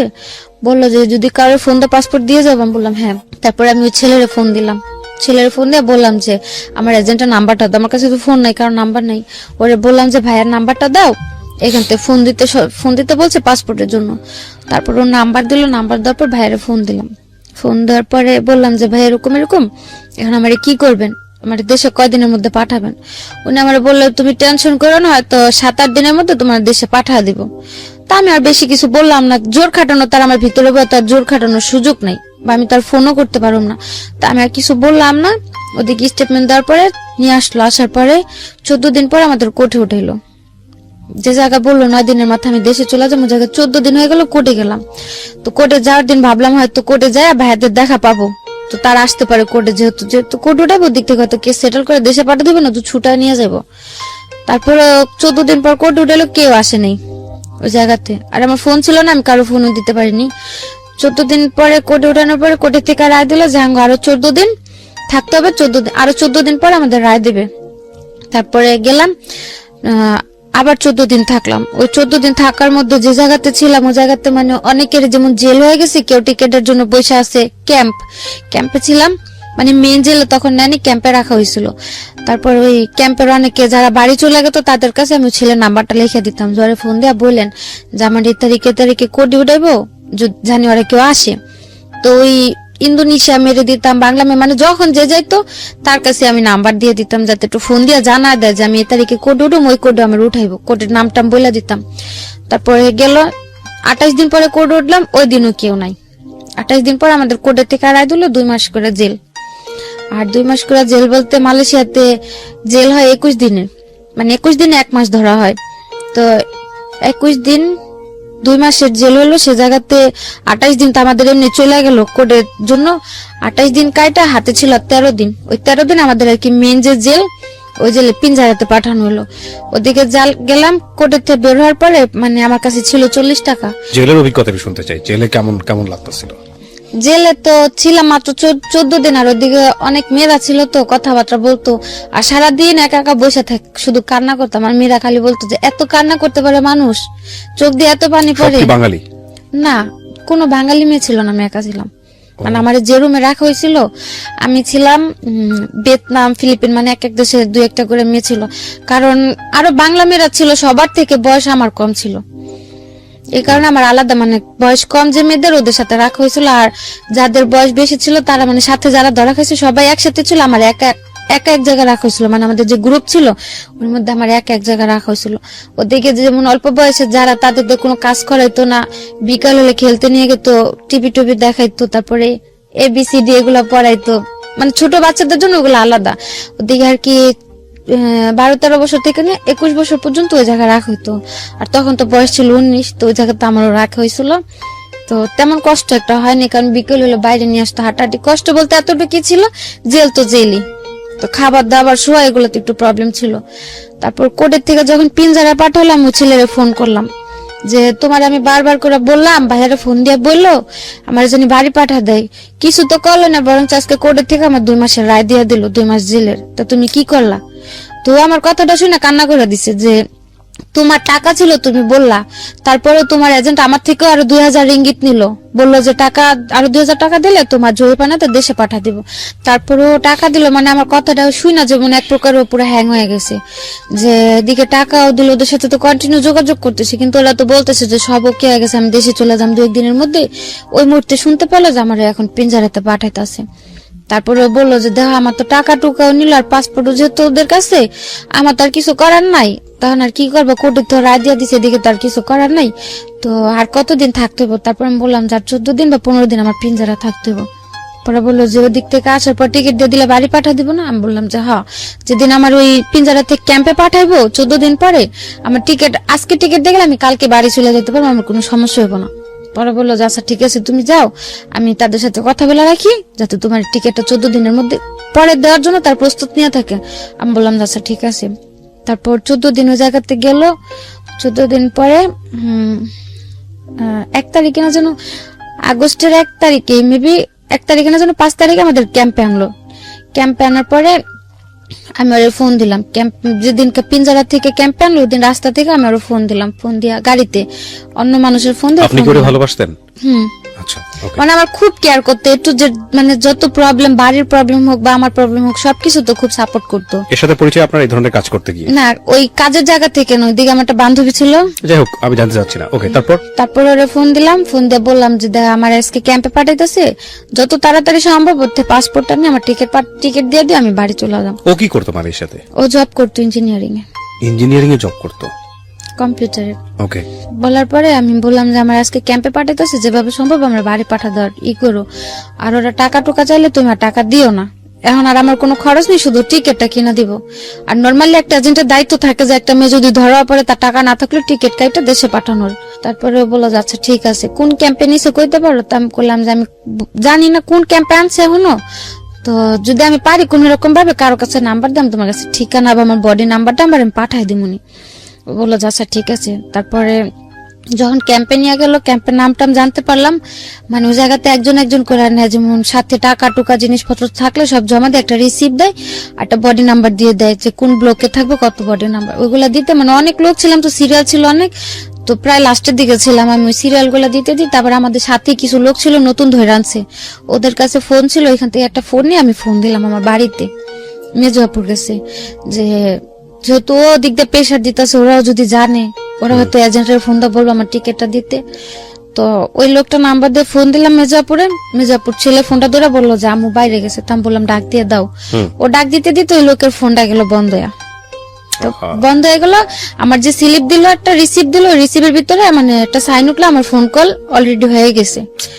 তো আমি আর কিছু করলাম না, আমি ওদিকে বসে বসে কান্না করতেছি। মানে 3 দিন পরে একটা মাস্টার কল করে সিস্টেম দেয়, মানে ওদিক থেকে ফ্রিতে। তা আমার তো আর ওই কলটা করতে দিব না, যেহেতু আমার এই জায়গাতে সাইন উঠে গেল। তো কান্না করতেছি, ওদিকে একটা রোহিঙ্গা ছেলে ছিল, মানে ওই জায়গার ভিতরে যে অনেকের যে পরিচয় পত্র নাই বা পাসপোর্ট টাসপোর্ট না থাকলে 3-4 বছর ওই জায়গায় অনেকে পড়ে থাকলে ওদের আর কি বাইরে কাজ টাজ করতে দেয়, যে আসামিদের সাথে দেখা করতে আসলে নিয়ে যায়, বা যে নতুন লোক ধরে আনলে ব্যাগ ট্যাগ সরা রাখে, ওরকম লোক ছিল একটা রোহিঙ্গা। তো বলতেছে যে আপনি কি কান্না করেন কি আপনি? তারপর আমি বললাম যে এরকম এরকম আমার তো জায়গাতে কেউ নাই, আমি বাড়িতে ফোন দিলাম, ফোনটা বন্ধ হয়ে গেল, আর আমার স্লিপেও সাইন উঠে গেল, আমি তার ফোন দিতে পারবো না, আমি যদি কারণে না জানি আমি এই জায়গাতে আসি, কিভাবে আমার কেউ টিকিট দিব? তো ও কইলো যে মালয়েশিয়ার কারো নাম্বার আছে আপনার কাছে? আমি হ্যাঁ আছে।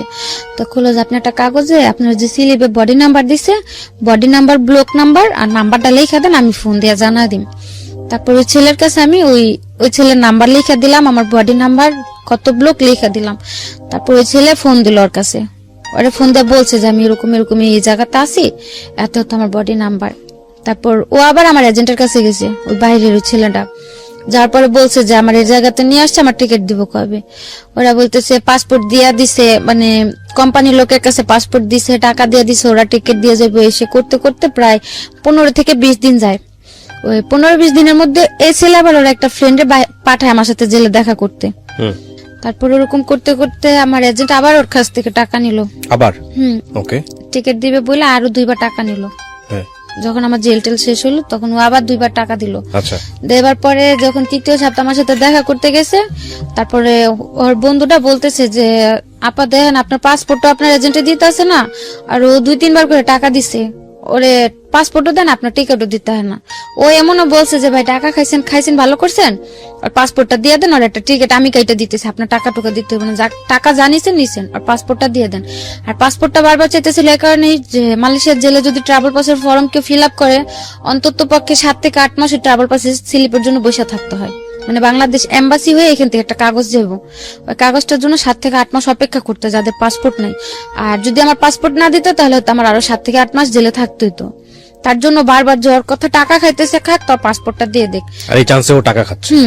আর তারপর 3বার 3য় সপ্তাহ যখন দেখা করতে যাওয়ার পর আমি কান্নাকাটি করে বলছি যে ঠিক আছে ও এবার কি করবো, বারবার টাকা দিতেছে। আমি বলছি যে ওরা টাকা দিতে নিষেধ করেন, আমি ট্রাভেল পাসের ফর্ম ফিল আপ করে দিচ্ছি, যদি আমার ফর্ম আসে আমার দেখতে ফোন করতে দিব, ট্রাভেল পাস আসলে যে কাউরে ফোন দিয়ে বলো টিকিট দিয়ে যাওয়ার জন্য। তখন আমি ফোন দিয়ে বললো, ওরা এসে বললেন আমার টিকিট দিয়ে তার টাকা টুকা লাগবে না। তারপর ওই ছেলে মানে ওই কথা শোনার পরে যে পুলিশের কাছে একটা রিপোর্ট করলো যে এরকম আমি জেল আছে, আমার পাসপোর্ট আমার এজেন্টের কাছে, আমার টিকিট দিতেছে না। ওই জেলে পুলিশের থেকে ওই এজেন্টের কাছে একটা নোটিশ পাঠাইলো যে পাসপোর্টটা যাতে দিয়া দেয়। তারপরে সপ্তাহে যে আমার টিকিট দিয়ে আসলো, তারপরে দেশে আসলাম। এদিকে এজেন্টের জন্য আমার জেল খাটতে হলো 3 মাস, অথচ কোর্টের থেকে আমার রায় দিল আমার জেল হইলো 41 দিন। 41 দিনের জায়গায় আমার জেল খাটতে হলো 90 দিন। তারপরে আসলাম, আসার পরে ওই ছেলের সাথে যেহেতু সম্পর্কটা দেশে আসার পরেও ছিল, ওই সেপ্টেম্বরে দেশে আসলাম। ও বললো যে দেশে থাকো, দেখি আমি যতটুকু পারি তোমার হেল্প করুন, টাকা টুকা যা লাগে। তারপর আমি ভাবলাম যে যেহেতু আছে আমার এতটা সাপোর্ট করছে, যদি আমি ওর কাছে যাই হয়তো গেলেও আমার একটা ভালো কাজে টাজে লাগা দিলে আমি করতে পারুম। তো ওরে বললাম, বলার পর তত একটা মানে রায় দিল না। তারপর আমি গেলাম 2য়বার ইন্দোনেশিয়া দিয়ে। আপনি জেল থেকে ছাড়া পেয়ে বাংলাদেশে কিভাবে আসলেন ওইটা একটু আরেকবার বলেন। জেল থেকে ছাড়া পেলাম ওই যে আমার ওই যে পাসপোর্টটা ম্যানেজ করতে পারলো, ও যে পুলিশের কাছে রিপোর্ট করলো 2-3বার টাকা দেওয়ার পর যখন পাসপোর্ট না দিল, ওই তখন পুলিশের পুলিশ বলল কাছে রিপোর্ট করলো। তারপর ওকে ধরলো রিপোর্ট পুলিশ। করার পরে ও নোটিশ পাঠালো আমার এজেন্টের কাছে যাতে আমার পাসপোর্টটা দিয়ে দেয়। আর এদিক দিয়ে যখন ওরা পাসপোর্ট দিতেছিল না, আমি যে ক্যাম্পে ছিলাম ওই ক্যাম্পের পুলিশের সাথে আমি যোগাযোগ করছি। যখন মানে আমি তখন বাধ্য ছিলাম স্বীকারোক্তি দিতে যে আমার এজেন্ট আছে, আমার পাসপোর্ট দিতেছে না। আর তখন তো আমার কোনো সমস্যা নেই, আমার জেল টেল সব হয়ে গেছে, আর আমি দেশে যাব। তখন ওই জায়গার পুলিশদের সাথে আমিও কথা বললাম যে এরকম আমার এজেন্ট আছে, এজেন্ট আমার পাসপোর্টটা দিতেছে না। ওনার জিজ্ঞেস করলো যে এজেন্ট যে বাসায় থাকে সে বাসা তুমি চেনো? বললাম যে হ্যাঁ। ওরা বললো যে 1 সপ্তাহ সময় দেখো, যেহেতু তোমার বাইরে থেকে লোক রিপোর্ট করছে, যদি ওরা পাসপোর্ট না দেয় তোমার আমাদের সাথে নেই, এখান থেকে তোমার এজেন্টের বাসা যাওয়াইব। আচ্ছা, হয়তো এখান থেকে পাসপোর্টটা নেবো, সাথে ওদেরও ধরা হইব। তারপরে কিভাবে হলো?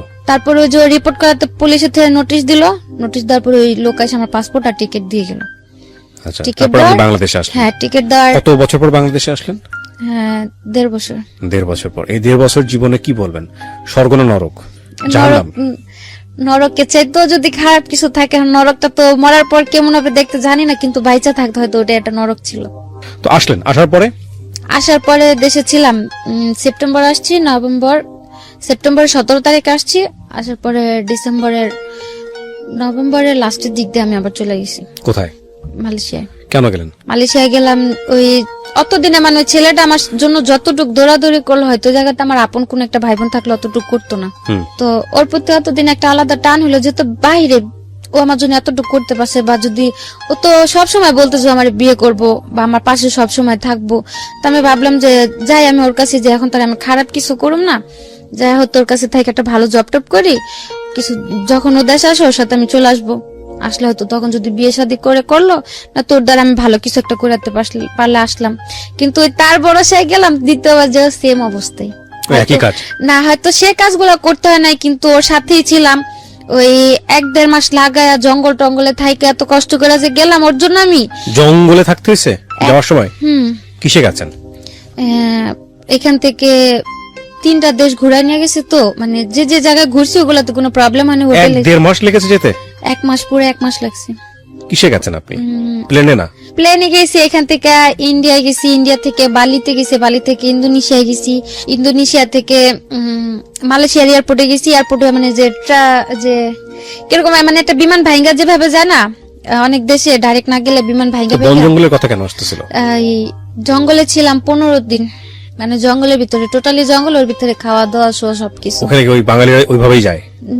অবৈধভাবে গেলে ওইভাবে যেতে হয়। মানে ইন্দোনেশিয়া দিয়ে যারা যায় তাদের ওই জঙ্গলে 1 মাস থেকে যেতে হয়। এমনিতে যদি থাইল্যান্ড দিয়ে বা সিঙ্গাপুর দিয়ে যায় তাহলে তো 1 সপ্তাহের মধ্যে পৌঁছা যায়। আচ্ছা, তো গেলেন, তারপর? গেলাম, যাওয়ার পর ওই ছেলের কাছে গেলাম, যাওয়ার পরে 6-7 মাস কাজ করতে দেন। ও এমনিতে আমার টাকা টুকা ওর সাথেই ছিলাম, মানে বাড়িতে টাকা টুকা সবকিছু ও দিল, বা যাওয়ার খরচ টরচ যা লাগলো ওই দিল। তারপরে মানে এক পর্যায়ে দিয়ে ও কিরকম একটা আস্তে আস্তে পোল্ট্রি নিতেছে। কাজ করতে দেয়নি, আমার কোনো কাজই করতে দেয়নি। বলছে যে আশ্চর্য, তো থাকো, সমস্যা নেই, তোমার মতো একটা মেয়ে চালানোর ক্ষমতা আল্লাহ আমারে দিছে, আমি তোমার রাখি, তোমার কাজ করার দরকার নেই, যেহেতু আসছো আমার কাছে থাকো। তো কিছুদিন পরে দেখি ওই হাজবেন্ডের যেমন একটা পোল্ট্রি নিল বিয়ের পরে, তার কাছে যাওয়ার পর তারও একটা পোল্ট্রি। মানে সে কন্টিনিউ যে ক্লাবে যায়, মদ টদ খায়, রাতের পর রাত বাইরে থাকে, আমি ওগুলা বললে মানে মারাত্মক পরিমাণে মারধর চলে। তারপরে গেল এরকম করতে করতে এক পর্যায়ে আমি বললাম যে ভাই, তুমি যদি আমার না রাখো, আমার বইলা দাও, যেহেতু আমি আসছি, আমার এখন একটা সুযোগ আছে, তুমি আমার যদি না রাখো, আমার বইলা দাও, আমি বাইরে যাই কোনো কাজ কাম করে আমি দেশে চলে যেতে পারো। আর অতদিন লাস্টের দিক দিয়ে আমি একটা কোম্পানিতে কাজে লাগছিলাম ক্লিনারের। তো তখনও বললাম যে দেখো, আমি একটা ভালো বেতনে কাজ করতেছি, ভালো একটা কাজ পাইছি, তুমি যদি আমার ছাইরা দাও, আমি কাজ কাম করে। বিয়ে করেছিলেন আপনি? না না, ওকে।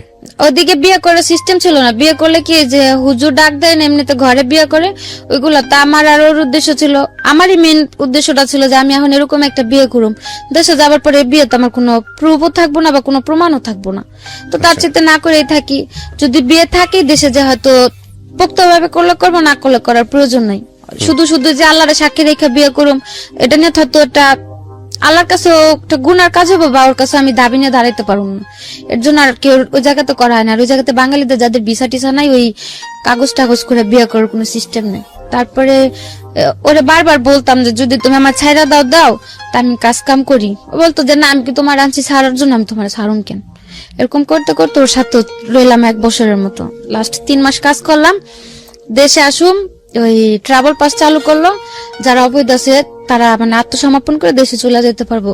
তো ও বললো যে দেখো, এভাবে থাকলো তো দুজনের, ওরও ভিসা শেষ হয়ে গেছে লাস্টের দিকে, বললো যে তুমি চলে যাও, আমার তো কোম্পানি আছে, আমার কোম্পানিতে আমার ভিসা করে দিব, তুমি তেমনি একবার ব্ল্যাক লিস্ট করে গেছো দেশে।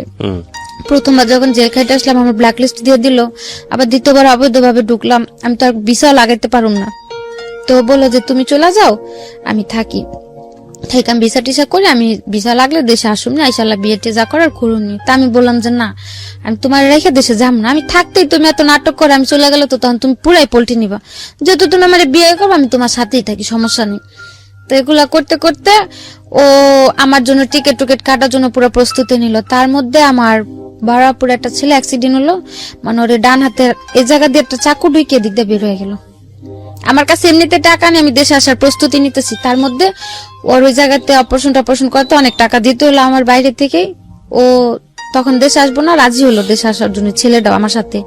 তারপরে আমি বলছি যে তুমি আমার টিকিট কাটবা, এত কিছু করবা, কোনো লাভ হইব না, যদি তুমি না যাও, যেদিনকার ফ্লাইট থাকবো ওদিন আমি পলা যাম, দেখবা 3-4 দিন পর আবার আয়া পড়ছি, কিন্তু আমি তোমার রেখে দেশে যাম না। তারপরে এক পর্যায়ে যে ওর বাবার ফোন দিয়ে বললো যে দেশে নাকি ওর একটা চাকরি হয়েছে, ওরে দেশে চলে আসতে। তারপরে ও রাজি হলো আসার জন্য। একসাথে টিকিট পাইলো না, আমারটা ডিসেম্বর 14 তারিখে করলো, ওটা 17 তারিখে করলো। আসার সময় বারবার করে বললো যে তুমি যাও, তুমি কোনো টেনশন করো না, আমি তা আসি, তো সে যে আমি তোমার লোক কোনো পোল্ট্রি নিবো না, তুমি চলো, আমিও তো দেশে আইতেছি। আসার পর আল্লাহ বিয়ে শাদী যা করার করুনি। আসলাম দেশে, আসার পর 15-20 দিন ভালোই ছিল, এখন পুরা পোল্ট্রি বলতে মানে মানুষ অত বড় পোল্ট্রি নিতে পারে না দেখলে হয়তো জানতাম না। আপনি আবার যাবেন না মালয়েশিয়াতে? না, আর যাও কার কাছে, আর যাওয়ার কোনো প্রয়োজন নেই। প্রথমে তো গেলাম ফ্যামিলির দিক দিয়ে চিন্তা করে, বা প্রথম গেছে ফ্যামিলির দিক দিয়ে চিন্তা করে, সেকেন্ড টাইম গেছে একজন মানুষকে ভালোবেসে। এখন কিভাবে চলতেছে আপনার? এখন ওই ছেলের সাথে কথা হয়, এমনিতে আমার টাকা টুকা লাগলে যদি আমি ফোন দিয়ে বলি, টাকা টুকা দেয়, কিন্তু কোনো কথা বলে না, যোগাযোগ করে না। এছাড়া আপনি কোনো কাজ কাম করেন? গত মাসে একটা চাকরিতে জয়েন করছি, তো করতেছি টুকটাক। কেন বললেন এই গল্পটা? আবার এই প্রশ্নটা করি। গল্পটা বলার উদ্দেশ্য এটুকুই ছিল যে অনেক মেয়েরাই বাইরে যায়, যেহেতু আমি মালয়েশিয়াতে অন্য অন্য দেশের গুলো তার আমি বলতে পারি না, বা আসার সময় এয়ারপোর্টেও দেখছি সৌদি থেকে অনেক মেয়েরা প্রায় 1-1.5 মেয়ে সিরিয়ালে দাঁড়ায় আছে। জিজ্ঞেস করলাম, মানে ওদের সাথে আমারও মনে করছিল আমি সৌদি থেকে আসছি।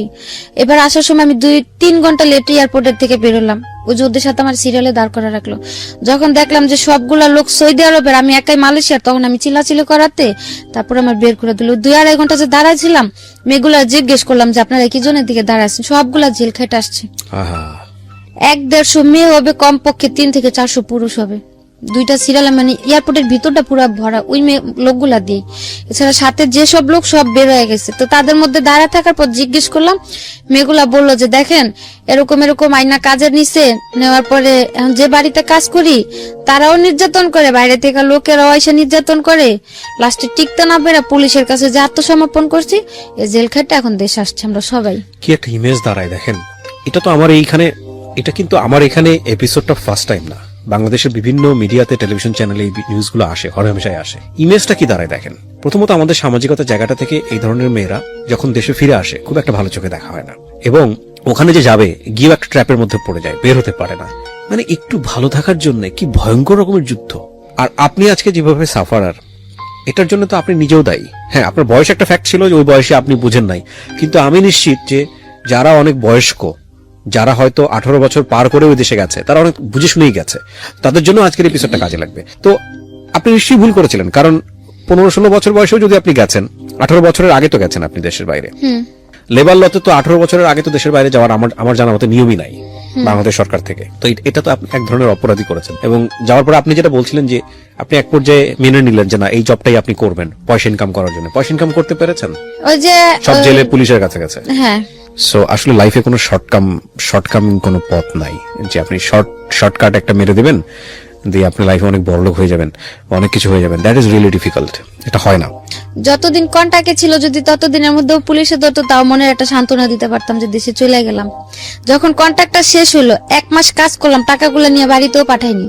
মানে টাকাগুলো বাড়িতে পাঠাবো, যেমন কালকে পাঠাবো, আজকে কাজে গেছি, যে কাজের থেকে আইসা বাড়ি থেকে নাম্বার নিয়ে টাকাগুলো পাঠাবো, ওই দিন রাত্রি পুলিশে ধরলো। এখন ভবিষ্যৎ পরিকল্পনা কি? আপনি রাইট নাও কত বয়স, কত আপনার? আবারও জিজ্ঞেস। 21 বছর। জীবনের অনেক লম্বা একটা পথ পড়ে আছে। এখন কি চিন্তা করেন ভবিষ্যৎ নিয়ে? এখন চিন্তা করার আর কিছু নাই। এখন মনে করি যে যেহেতু দেশে আসছি, একটা জব পাইছি, করতে থাকি, উপরে আল্লাহ যা রাখছে কপালে তাই হবে। কিন্তু কোনো বাহিরে যাওয়ার বা কোনো সম্পর্কে জড়ানোর এ ধরনের কোনো চিন্তা আপনাকে যে মানুষটা আপনার জীবনে পরবর্তীতে আসবে, যদিও খুব ব্যক্তিগত প্রশ্ন হয়ে যায় এটা, আপনি কি চিন্তা ভাবনা করেছেন? তাকে আপনি আপনার জীবনের অতীতটা বলতে পারবেন? আমার উদ্দেশ্যটা শুরু থেকে একটাই ছিল যে এমনিতেও তো ছোট থেকে কারো কাছে ভালো কিছু পাইনি, বা ফিউচারে কি বর্তমানে কি কারো সাথে যদি কোনোদিনও জড়ায় যাই, বলা তো আর যায় না। যে আমার অতীতটা যায় না আমার অ্যাকসেপ্ট করবে, আমি তার সাথেই থাকবো। কারণ এসব কথা তো কখনো লুকানো থাকে না। যদি দেখা গেছে একটা সম্পর্কতে জড়াই গেলাম, বা কিছুদিন থাকার পর যখন আমার এই অতীতগুলো সে জানতে পারবো, তখন কিন্তু খুব ভয়ঙ্কর একটা পরিস্থিতিতে পড়তে হবে। তার চাইতে আমার অতীতটা যায় না যে আমার অ্যাকসেপ্ট করবো, আমি তার কাছেই যাব। আমাদের সামাজিকতা কি তৈরি হয়েছে যে একটা মেয়ে যার কোনো অপরাধ নাই, ভুল নাই, কিন্তু এরকম একটা ঘটনায় জড়িয়ে গেছে বা জড়াতে বাধ্য করা হয়েছে, সেই মেয়েটাকে আমরা পাবলিকলি ফোকাস করতে পারি? অপরাধ তো ওর নাই, পারি না, কারণ আমাদের সমাজটাই তো এখানে বিকলাঙ্গ চিন্তার অধিকারী। অপরাধ ওর না, তারপর ওকে আমাদের হাইড করতে হচ্ছে। সো অনেক সময় লাগবে পরিবর্তন আসতে, কিন্তু ওর যে চিন্তাটা ব্যক্তিগত পর্যায়ে, সেই চিন্তাটাকে আমি স্যালুট করি। জীবনের সমস্ত কিছু জেনেই যেন ওর কাছে মানুষ আসে। আরেকটা বিষয় আমি বিশ্বাস করি, সেটা হচ্ছে আমৃত্যু পর্যন্ত নিজের ভুলগুলো বুঝে নিজের জীবনটাকে সংশোধন করার সুযোগ আছে, সেটা আল্লাহ আমাদেরকে দিয়েছে। সো সেই জায়গাটা থেকে আপনি যদি ব্যক্তিগতভাবে মনে করেন যে ভুলগুলো হয়ে গেছে আমার অপ্রাপ্ত বয়স থাকা অবস্থায়, সেগুলোর জন্য আপনি নিজেও রেসপন্সিবল ছিলেন না, উদ্দেশ্য ছিল মহৎ, কিন্তু আপনি ট্র্যাপে পড়ে গেলেন, সেটার জন্য আল্লাহ আপনাকে একটা ভালো দিক নির্দেশনা দিক, আপনাকে ভালো পথে পরিচালিত করুক, সেটা একটা বিষয়। আরেকটা হচ্ছে, যারা আজকে আপনার এই গল্পটা শুনলো, আমি নিশ্চিত যে এই গল্পটা শোনার পরে কোনো বাবা মাই তার সন্তানকে অবৈধ পথে বিদেশে পাড়ি জমানোর কথা বলবেন না। একবার 2বার 3-4 বার বাইরে গেলাম, কখনো মানে ফ্যামিলি থেকে